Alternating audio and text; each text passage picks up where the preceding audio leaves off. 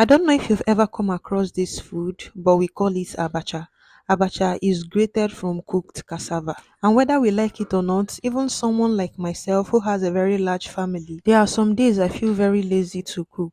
And on such days, abacha comes to the rescue because I consider it a very easy meal to make. First of all, I soften the abacha with warm water before adding more cold water so it could soften evenly on its own. And like every other proper meal, making abacha also requires condiments.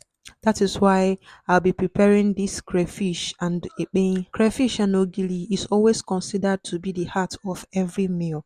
So I proceeded to pound them. I have already cooked my beans, and that is the soaked and washed abacha right beside it. I know you must have seen abacha sellers in the street, but you can also make abacha and beans together. I think this is even more delicious. There are so many ways to make abacha. There is the method that it is made with ungo without cooking it. That involves the use of potash. But for this method, I'll be frying it. So I put my palm oil and proceeded to add the onions. After adding the onions to the hot oil, I also had to add the crayfish and the epeng I had pounded earlier. This is to enable it circulate.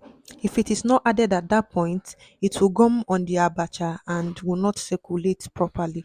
After that, I added the abacha itself and other condiments that shouldn't be fried, the seasoning, grounded pepper, and of course salt. After that, I added the beans also. Notice that the beans has some water. I personally do not like my beans to dry up completely. This is so that it could easily melt into the abacha, and that is what makes it more tasty. The little extra water also helps the condiment at the bottom of the pot to mix properly with the abacha. That may not be necessary for you, but I think that is what makes this abacha stand out. Abacha is a very popular street food in Nigeria, especially in the eastern region, but I'll always prefer this to the regular abacha any day, anytime. I turned my abacha properly and let it cook for some more time before finally turning off the gas. And just like that, the meal is ready.